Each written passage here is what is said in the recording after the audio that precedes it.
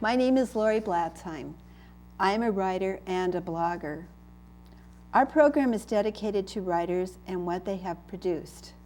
You will meet someone who has written and then watch as I interview that person.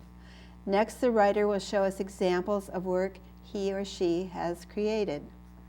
Following that, we will show you a short film of our writer reading for a community audience. Let me introduce our featured guest.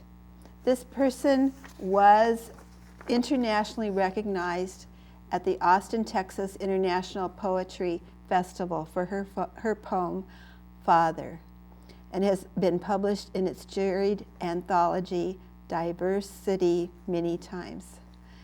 She is a former resident of the Writers' Room in New York City. Her publications include Cross Timbers, a journal of the University of Science and Arts in Oklahoma, Lifting the Sky, a haiku anthology, and Preoccupied with Austin.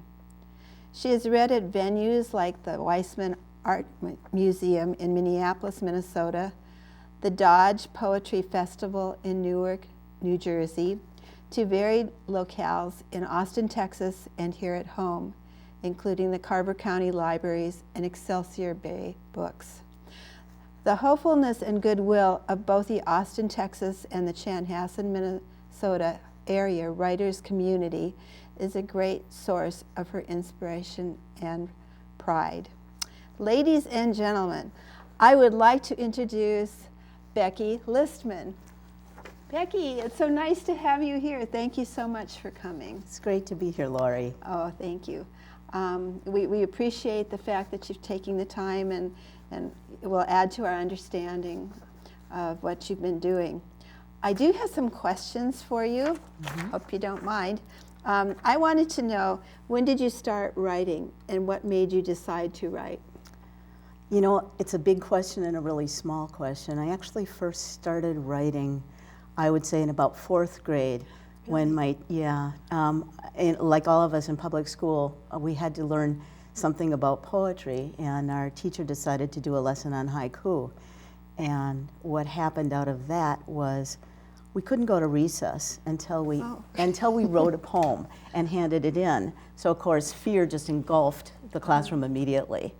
And I was one of the last people that was able to go to recess. But after that, what happened, a few months later, I found out that I won. And I said, won what? Wonderful. And my great. teacher said, you won a place in a Minneapolis K-12 writing journal. Oh my. With the haiku that I had written under pressure. And so that gave me this incredible idea that I could actually do this. So I think it was a great, great idea for the Minneapolis Public Schools. I do too. Yeah. And And did you do any other, or did you participate in any other contests at that, as a child? Or no, was this not as a basically child at all. Oh. But what I was is an avid reader. I mean, I read cereal boxes, I read all the ads on buses, I read everything there is to read. And I thought about traveling nonstop. I'd go to the airport to pick up, family friends or family members and go barefoot, because that was really a lot of fun before you had to wear shoes at the airport. But I always thought about the world as a global place, and that had a lot to do with the kind of people who were coming to my house and my life experiences. Great. Okay, well, my next question was, what type of writing did you try first? And I think we all know now. Yeah, yeah. Were there other kinds of writing that you might have done? Well, another thing that I remember is my mother was actually a professor at the University of Minnesota. Okay. And she was teaching a class on Emily Dickinson. And, she's pretty obscure, especially if you're 14, 15 years old. And she told me that I could come to her Emily Dickinson seminar if I read her poetry, learned about her, and could understand what the poem said, and could explain them to her. So I right away learned that a poem can be a puzzle.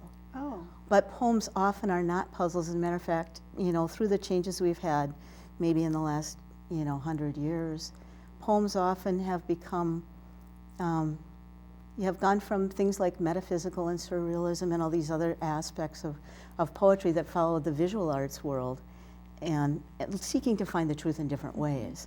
But what ultimately happened and where we are today is people would like to write poems that other people can read and enjoy. So they don't have to know the inside story, they don't have to know the background culture, that the poem is open enough that allows the audience in. That's really important information. Yeah, and it's a passion. It's a passion like any other art, and it's something that you drop. If you drop it in your life and it belongs to you, it's something that really is something that you want to be a part of and share with the world. You pick it up again. You just keep picking it up like stitches in sewing. So I pick it up and I pick it up, and so I've been lucky to be published in many anthologies. You certainly have. And I love the voice in poetry. I love that you can say things quickly and you can cut right to truths that you wouldn't see otherwise. And you can be like a camera lens and let it shift from point to point. And suddenly truth emerges that you wouldn't see in another way. And I think that's what all artists do. They try to show the truth, at least their truth. So today I'm so happy that you've let me show you my world. Well, thank you. As you're speaking, it's almost like a poem. Oh. It's interesting because you've told us, you answered our questions in a way that we, are riding right along with you, it seems to me, and learning. It's the kind of learning we want to Well, I don't think that poetry, like any other art form, is exclusive to just people who love it, or just people who are in a small little niche, or just people who are academics. I think it really belongs to all of us, and we should all hold it in our hands. And when I was younger, I actually did some artist residencies in Minnetonka for children to introduce them to the love of writing and the love of poetry, and that was really successful. And but I think that your words and your art are fed by many multiple kinds of experiences. And even Emily Dickinson, sitting at home, she didn't leave home much in Massachusetts. She was there. She opened her mind to the world through books. And so you can travel all sorts of ways. So a poem is a voyage, but a poem is a truth. That's beautiful. Thank Yeah. you. I noticed over here that you have some books that you brought. Are there any, do you have poems that you'd like to read for our audience? I am going to read some poems, and my poem, the poem that I love the most right now, because it's like a musician who just, was writing and they have their favorite song of the moment. I didn't bring with tonight, unfortunately, but I traveled to Mexico when I was young, in my late teens, and one of the women at the house that we stayed at worked so hard, and she made the tortillas at 4 o'clock in the morning. And she cared for us in such a quiet, unobtrusive, but lovely way. I've never forgotten her. So I have a poem called National Treasure, 1971. And I think what that does is it revolves to the themes that I, in particular, really like to write about. I like to write about our resiliency and the way that we can come around and profoundly change our own lives, moment by moment, not even expecting it, not even noticing it, each day putting one foot in front of the other.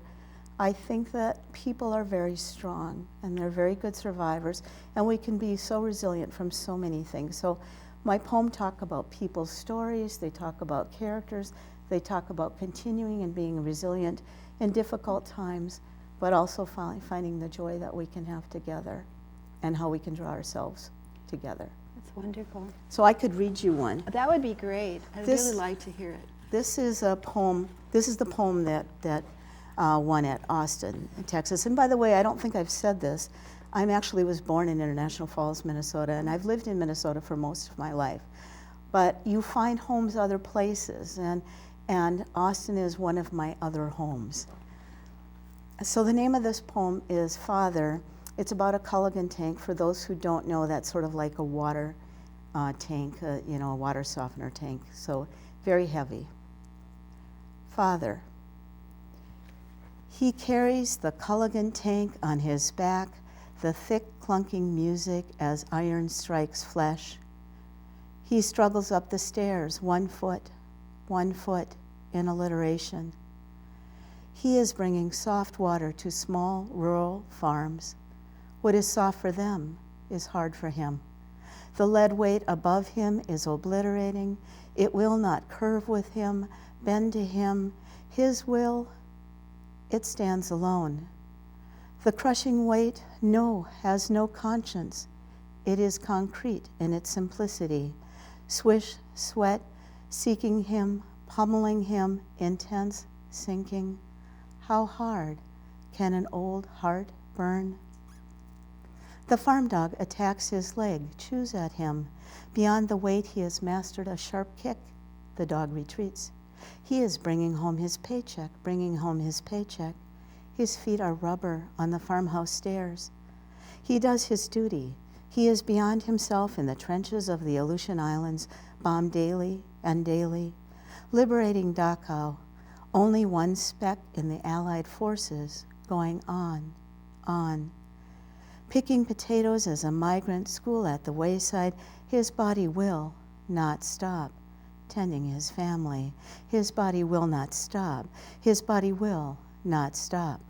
Do not ask for more. Amazing. We have about 3 more minutes. Okay. Shall I read you a couple more quickly? Yeah, the Then? quick ones. They are quick. Yep. And again, resilience. Salt. I could tell you my foot broke, both hands broke. I feel my tendons, ligaments ripped. They stiffen with every sorrow. But does it matter? I go to healing arts for help. I heal a little, and then sometimes you heal slowly too. Or you hurt, you cover your pain. I think it must be there in all of us. I'd hate to fly solo this way alone on the planet. Today the sun shines through the window of the taco bar in Austin, Texas. Our favorite goodies are everywhere. We pull a lime from the market basket, squeeze it, it drips juice. Thank God it is tantalizing.